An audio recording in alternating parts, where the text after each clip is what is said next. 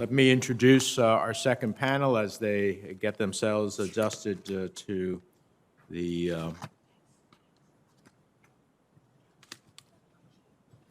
to their positions.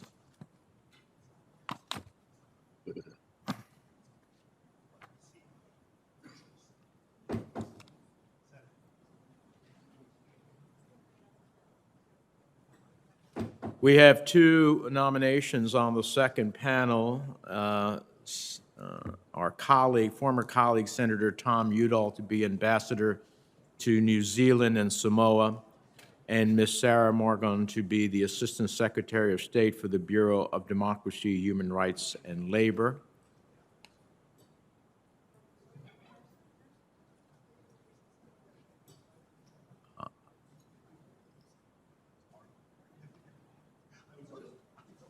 I'd ask our other nominees to please take your conversations outside of the chamber so we can move on.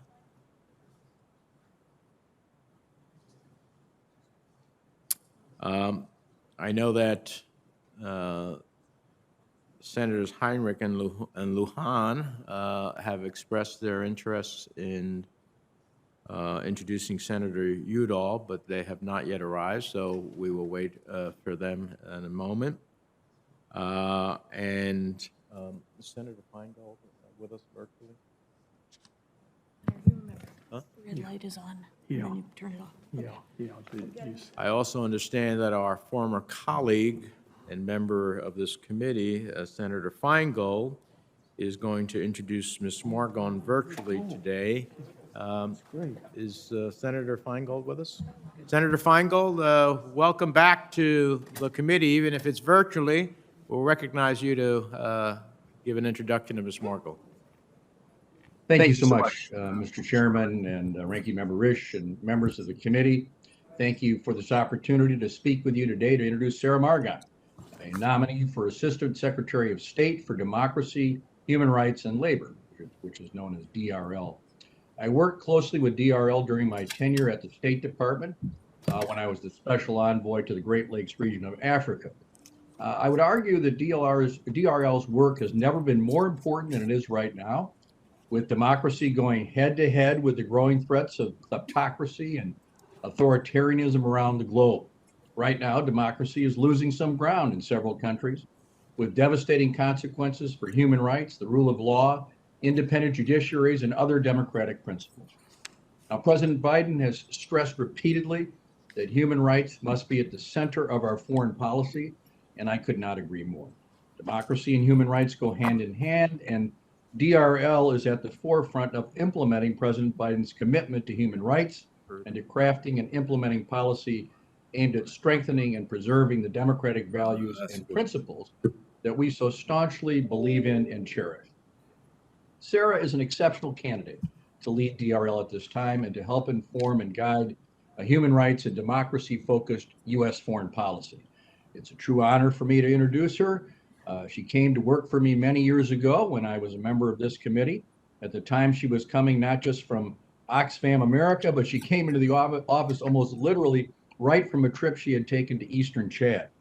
I mention this because it is indicative of Sarah's lifetime commitment to and approach to addressing conflict and crises across the globe. Her policy perspectives are continuously informed and driven by her experiences traveling to these countries and working directly with affected communities. No problem. I knew then that her experience and commitment would help develop meaningful legislation and policy change as it has throughout her career and will in her new role as Assistant Secretary of State if she is confirmed.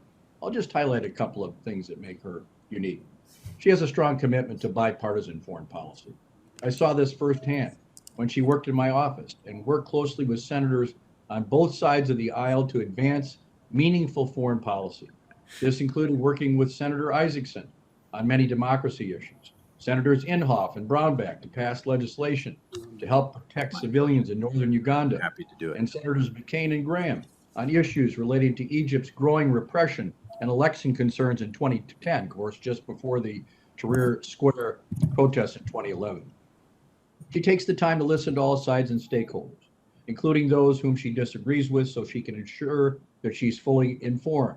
She regularly made time to speak to my constituents in Wisconsin and hear their concerns about everything from Indonesia and East Timor and Sri Lanka. She believed they had important contributions to make to our policy work. If she's confirmed, I know that Sarah will be committed to engaging the American public beyond the Beltway on America's role in the world, and she will never lose sight that her principal job is to serve the American public. Sarah believes fiercely in the important role of Congress when it comes to foreign policy. I will state that this is particularly important to me and one of the reasons that I hired Sarah. She firmly believes that Congress must play an active and assertive role in foreign policy, both in terms of helping to build and support an agenda that represents all of America and in terms of oversight of the executive. She understands the experience and tools to make good policy. Her rich experience makes her an expert on the full toolkit deployed by her State Department, from punitive measures like economic sanctions to incentivizing and relationship building. She understands that meaningful and impactful policy cannot be made in a vacuum. And I saw her demonstrate this as we traveled all the way from Eastern Congo to Djibouti and even Peshawar, Pakistan, where we were working on these issues. Sarah is driven by a deep belief in and commitment to ensuring that the United States is a force for good in the world. This translates to a fierce commitment to diplomacy and the necessary work to build and maintain positive, constructive relationships across borders. I want to close by underscoring Sarah's values, which drive her work every day. She brings sincere integrity to her work. She is solution-oriented, which is exactly what we need at this time when democracy is on the back foot around the world and when basic fundamental liberties are under attack.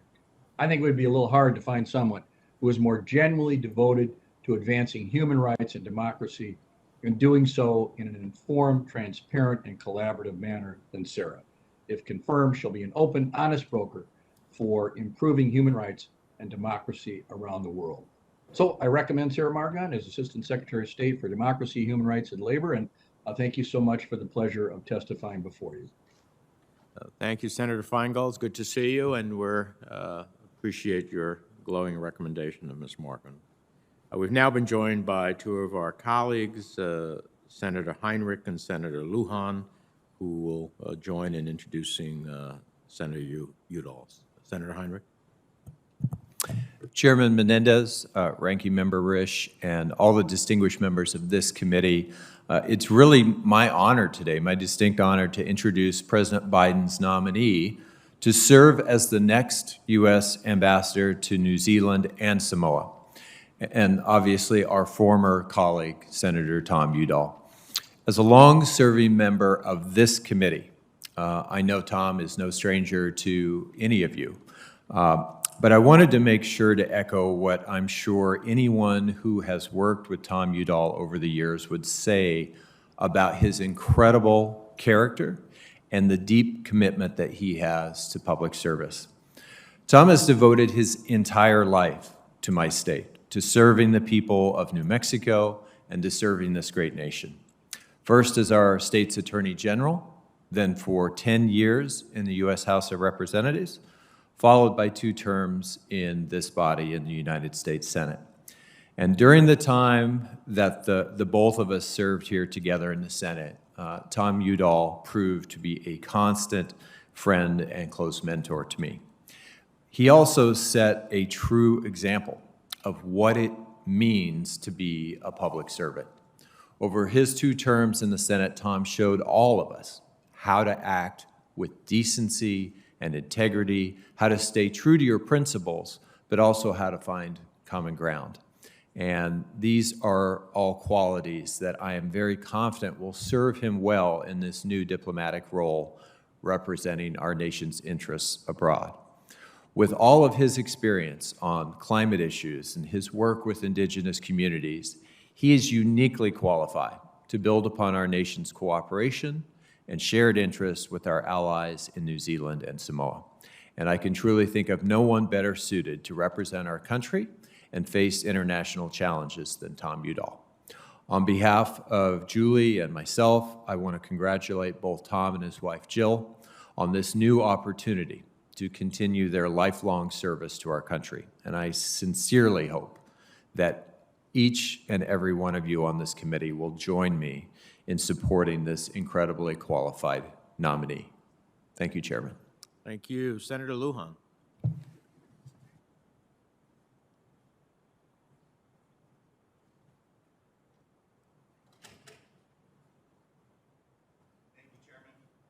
Thank you, Chairman. It's an honor to be here this morning before the committee alongside Senators Udall and Heinrich. Senator Udall has spent his career, his life, serving fellow New Mexicans and our brothers and sisters across America. Both he and Jill Udall have made a tremendous difference in the lives of so many. As our State Attorney General, U.S. Representative, and United States Senator, Tom was deeply and continues to be committed to fighting for everyone to get a fair shake. You know Tom, and Tom knows you. Yesterday at the United Nations, President Biden pledged a new era of relentless American diplomacy. And today's consideration of Senator Udall to serve as U.S. Ambassador to New Zealand and Samoa is proof of the President's commitment to restore American leadership around the globe. New Mexicans know Tom as a true statesman and as a leader, as a friend and as a mentor who takes the climate crisis seriously. He cares about others, he leads by example, and treats people with respect and dignity. This ambassadorship matters. New Zealand and Samoa are leading on many important issues and are important partners in the fight against the climate crisis. As ambassador, I'm confident that Senator Udall will make New Mexico and our country proud. He'll bring the same energy and commitment and hopefully a few bolo ties to the world stage. This is an exciting day for Tom and Jill and for countless New Mexicans back home. Tom is a highly qualified nominee, and it's my honor to stand with him and Jill today. Thank you, Mr. Chairman.